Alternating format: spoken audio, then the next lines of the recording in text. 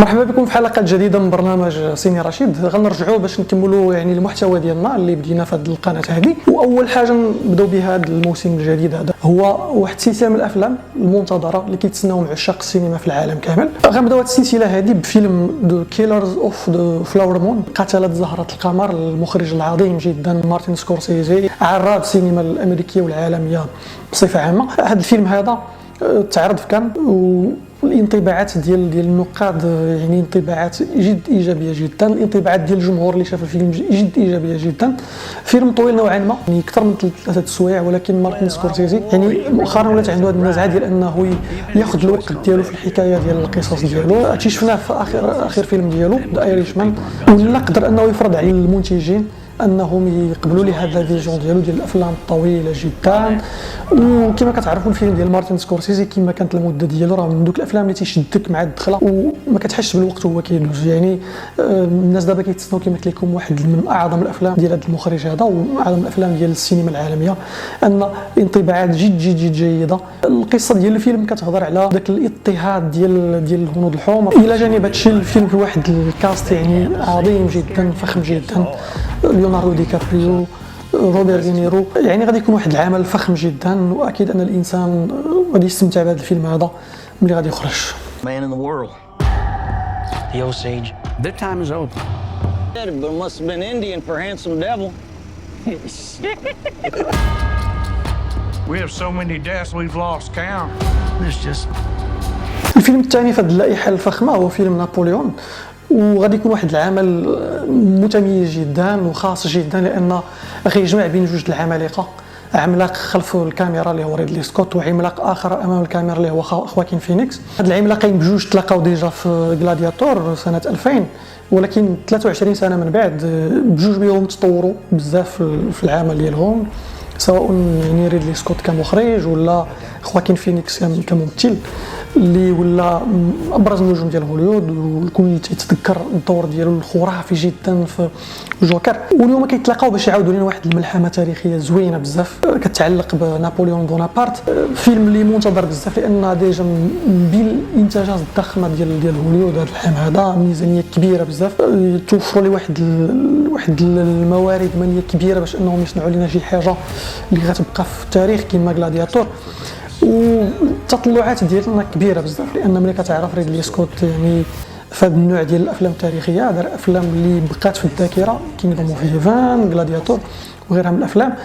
وهذا الفيلم هذا كنتمناو انه يكون في نفس المستوى، ولا كنتسناو انه يكون في نفس المستوى ولا يفوتهم، الا خدينا بعين الاعتبار انه في هاد 20 عام تطورت السينما، ولا بامكان المخرج انه يستعمل تقنيات ديال الهاي تك اللي ما كانوش متوفرين شحال هذه. فمن حقنا اننا نتسناو شي عمل خرافي، شي عمل اللي غادي يبصم حتى هو التاريخ، لان كما قلت لكم ديجا القصه راه مغريه، القصه ديال نابليون بونابرت وهاد العمالقه بجوج اللي غيتلاقاو في هذا الفيلم هذا. لذلك فغنتسناو ان هذا الفيلم هذا يخرج على احر من الجمر باش اننا نستمتعوا بواحد التحفه سينمائيه عظيمه جدا. What is your name? Napoleon. As the course of my life just changed. Napoleon. First to admit when I make a mistake.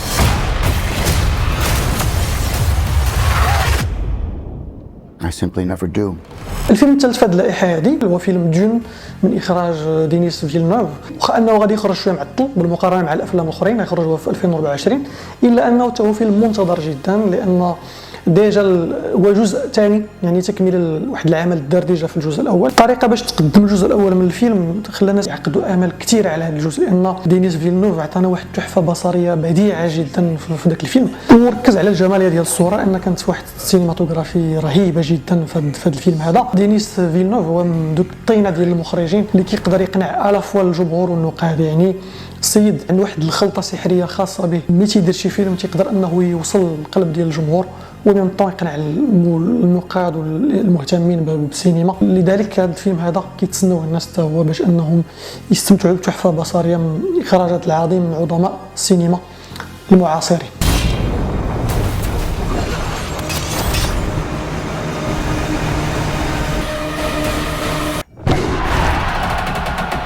الفيلم الرابع في اللائحه ديالنا هو فيلم ذا كيلر من اخراج دافيد فينشر. وبالحديث على دافيد فينشر راه بمجرد ما تسمع بان فيلم جديد غيخرج ديال دافيد فينشر، راه هذه يعني خبر زوين، يعني خبر زينه كما تنقولوا بالدارجه، ان دافيد فينشر هو واحد من المخرجين اللي تيعرفوا انهم يمتعونا كمتفرجين. عنده حتى هو واحد الطريقه في الاخراج يعني خاصه، يعني واحد النوع ديال المواضيع كيتطرق لهم كتخلي ان السينما ديالو واحد السينما محبوبه جدا، وسينما عندها الجمهور ديالها، سينما اللي كتعرف حتى هي تقنع النقاد، واحد السينما اللي كتجمع المجد من طرفيه كما تنقولوا، الاقناع والجماليه، وعنده كما كيكون ديك لا توش بيرسونيل ديالو، كيعرف انه يدير افلام ديال التشويق وديال الغموض وهذا. وهذا الفيلم هذا بعنوان دو كيلر يعاود القصه ديال واحد القاتل المتسلسل، وطبعا الفيلم ما غاديش يكون بعيد على الاسلوب ديال دافيد فينشر، يكون فيه الاثاره والغموض وداكشي كامل اللي موالفين في الافلام ديالو، ديك لا توش بيرسونيل ديالو. يعني غنتسناو واحد الفيلم كبير جدا، خاصه الانطباعات ديال الناس اللي شافوه في فينيسيا كانت انطباعات جيده جدا. كنعرفوا ان هذا النوع ديال المهرجانات كيكونوا فيهم نقاد اللي كيميلوا في الغالب لدوك افلام المؤلف وهذا، ولكن باش تجيب فيلم بحال هذا ذاك الحدث وتقدر تلقى التقدير والاحترام ديال النقاد، هذا كيعني ان دافيد فينشر قدر انه ثاني يدير واحد التحفه بصريه اللي غادي تبقى في الاذهان كما الافلام ديالو كلها السابقه.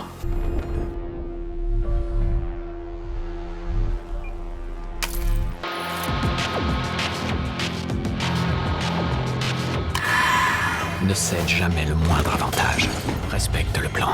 الفيلم الخامس في هذه الإحاة ديالنا هو فيلم فيراري من إخراج مايكل مان، فيلم اللي تيعاود على الحياة ديال جزء من الحياة ديال إنزو فيراري، واللي كيعرف مايكل مان فبالأكيد غادي يتسنى هذا الفيلم هذا وغادي يتشوق أنه يشوفه، لأن واحد المخرج اللي كيعرف أنه يدير أفلام زوينة بزاف. لذلك كنتسناو يخرج هذا الفيلم هذا ونشوفوا هذه التحفه البصريه اللي موجد لنا مايكل مان، خاصه انه تعامل واحد الممثل واعر بزاف، ادم درايفر اللي كيتعتبر واحد من الممثلين الشباب الواعرين بزاف في هوليوود، واللي كيتقل الادوار اللي تيدير. اذا غنتسناو باش نشوفوا يعني شنو مخبي لنا مايكل مان. حتى هو داز في فينيسيا وكما قلت لكم الانطباعات كانت زوينه على العموم، دونك كنتسناو شنو موجد لنا مايكل مان في هذه التحفه ديالو اللي جايه في الطريق.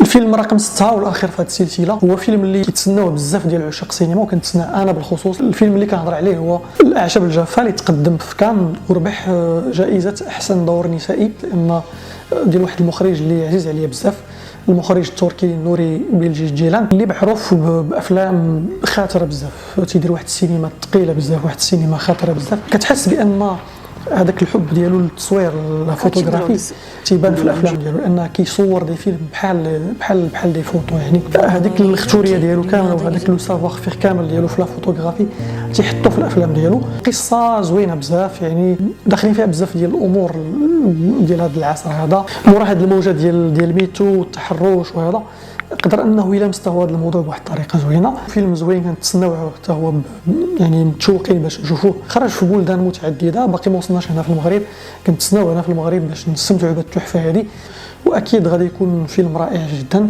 وبما ان المخرج هو نوري بيلجيجيلان فاكيد غادي نستمتعوا بهذه التحفه البصريه كما هذه الافلام كلها السابقه ديالو اللي كانت كلها افلام زوينه بزاف.